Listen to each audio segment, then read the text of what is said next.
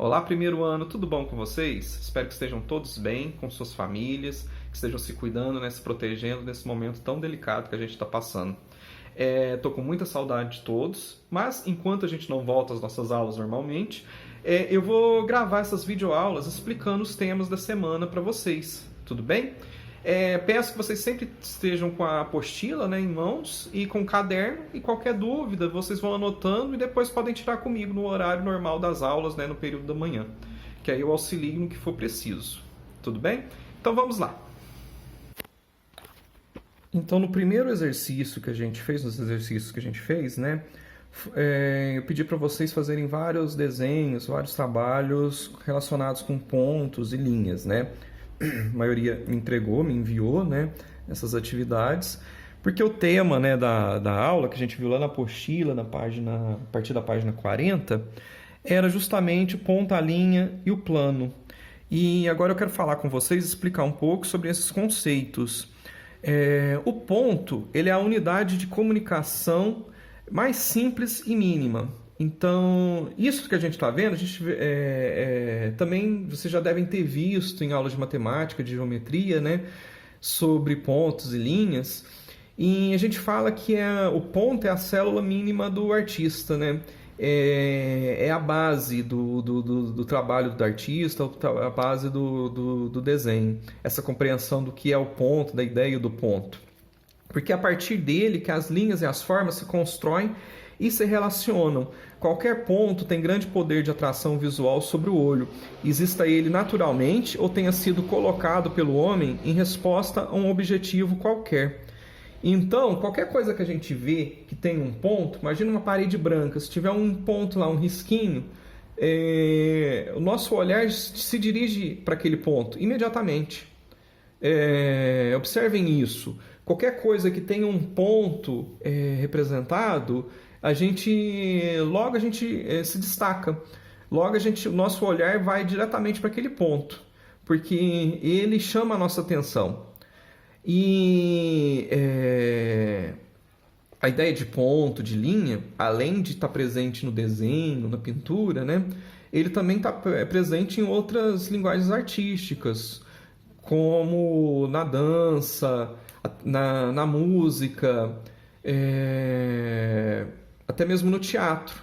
Um artista no teatro, né, para representar o local, as marcações que ele deve ficar na peça, né, lá no palco, usa a ideia de pontos no chão para se localizar. Então o artista ele deve estar em tal ponto para depois se deslocar para outro ponto.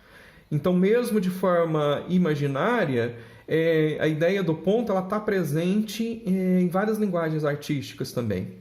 A linha é quando os pontos estão tão próximos entre si que se torna impossível identificá-los individualmente. Aumenta a sensação de direção e a cadeia de pontos se transforma em outro elemento visual distintivo. Então, a união de vários pontos um do lado do outro forma o que a gente chama de linha. E aí temos vários tipos de linhas, né? E essas linhas dão várias ideias, várias sensações, tanto de direção, quanto de forma, de definição, de limite, né, de um objeto, de uma representação. Também podemos definir a linha como um ponto em movimento. Então, imagina no caso da dança.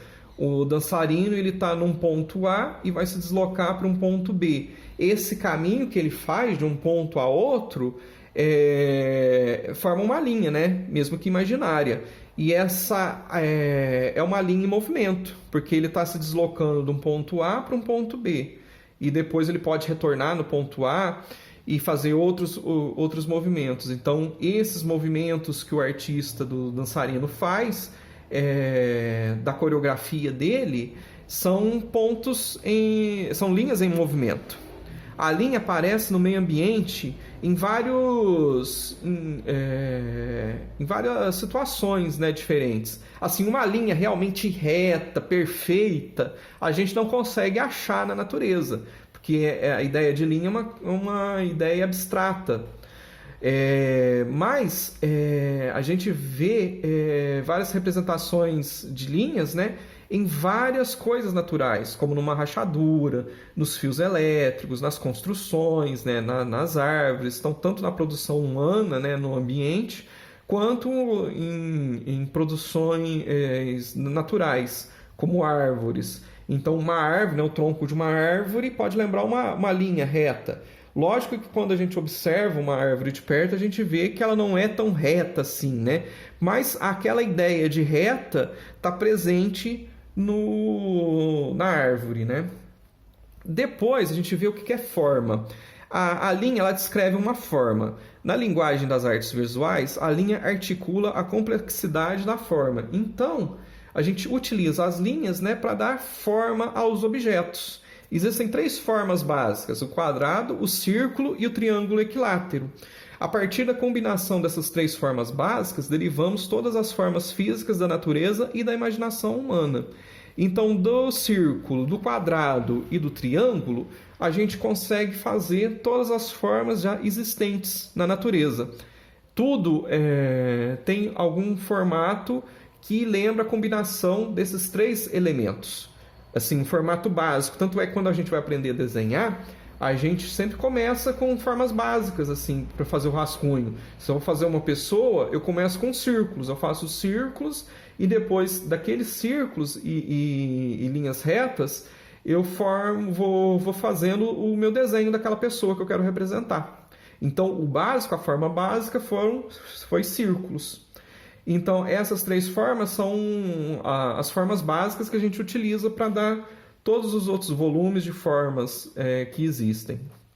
A forma é uma superfície chapada e é fechada por uma área de 2 dimensões, de comprimento e largura. Já quando ela é representada em 3 dimensões, podemos percebê-las por vários ângulos, que contêm altura, espessura e profundidade. Também vimos na apostila, né, algumas coisas sobre cores. Nós percebemos as cores por meio da luz. Sem ela não veríamos cor nenhuma.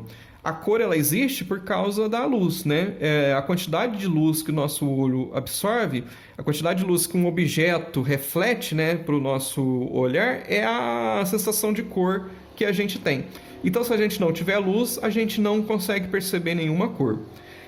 Vimos que as cores primárias são vermelho, azul e amarelo, e nesse caso são as cores primárias de cores pigmento, porque quando a gente vê a cor luz, as cores primárias são diferentes. Mas para a pintura, né, para o desenho, para o que a gente está vendo aqui agora, são as cores primárias pigmentos, né, que são vermelho, azul e amarelo. Então, com as tintas vermelho, azul e amarelo, a gente consegue formar as outras cores. As cores secundárias são as misturas dessas cores primárias, que são o roxo, o verde e o laranja. E aí, da combinação de todas essas cores, a gente consegue fazer todos os outros tons existentes. Há também o conceito de cor fria, né, que são cores de tonalidade verde, azul e roxo. Elas têm esse nome porque elas lembram coisas mais frias, né? Objetos mais frios passam a sensação de coisas frias. Já as cores quentes são de tonalidades do amarelo, laranja e vermelho, e tem esse nome justamente por passar essa ideia de coisas mais quentes, mais calorosas. A gente fez alguns exercícios, né, lá de pintura, que vocês desenharam 2 desenhos, né, um com cor fria e outro com cores quentes. Prestem atenção, porque alguns dos exercícios que eu recebi, vocês acabaram misturando cores frias com cores quentes. Então, as cores frias são verde, o azul e roxo, e as tonalidades dessas cores. E as quentes são o amarelo, laranja, vermelho e as tonalidades, né, dessas cores. A textura. Podemos perceber texturas por meio de sensações táteis e por meio da visão. Também é possível perceber texturas quando vemos determinadas repetições de elementos gráficos.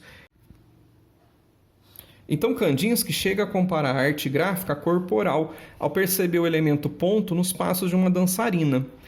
Como a gente acabou de comentar, o Kandinsky ele percebeu que, ao dançar, um bailarino ele utiliza pontos e linhas em sua coreografia. Como? Imagine o local ali, o espaço da dança, como um plano. Cada local que o dançarino se encontra seria um ponto. E o deslocamento de um ponto a outro, uma linha. Então, a gente consegue descrever uma coreografia por meio de pontos e linhas. Isso o Kandinsky percebeu e viu que na dança, né, na expressão corporal, também era possível perceber o uso de pontos e linhas. O bailarino, para montar sua coreografia, sempre pensava no uso de pontos e de linhas para fazer a sua forma de dança, né? A forma como ele ia dançar naquele espaço. Então a dança ela é popular, tanto a dança popular quanto na clássica, podemos encontrar linguagens artísticas que envolvem a movimentação do corpo. A gente percebe a dança desde a pré-história. A gente tem representações de arte rupestre que mostram um homem em situações de movimento corporal que indicam que ele estava dançando, seja para um ritual, seja para alguma festividade, alguma comemoração deles. E depois, em todos os períodos artísticos, né, todo o desenvolvimento do homem, o homem sempre utilizou a dança, né, movimentos do corpo, acompanhados normalmente de música, para expressar sentimentos, situações, signos e códigos culturais a partir do próprio corpo. Então, a gente fala que a dança é a linguagem do corpo. O artista, né, da dança, ele usa seu corpo para representar sentimentos, para passar a ideia. Assim como um pintor utiliza a tinta para passar suas ideias, os seus sentimentos, o tema que ele quer representar, o dançarino, né, ele utiliza o seu corpo para representar ideias e sentimentos. O corpo é o ponto de partida para o conhecimento do espaço ao seu redor, que é delineado pelo seu alcance. Então, o dançarino sempre vai ter um espaço onde ele vai realizar a sua dança. Então, o artista da dança é alguém que conhece muito bem o espaço ao seu redor e conhece muito bem seu corpo para promover o deslocamento desse corpo nesse espaço de forma que passe ideias, passe sentimentos, passe os valores que ele deseja, né?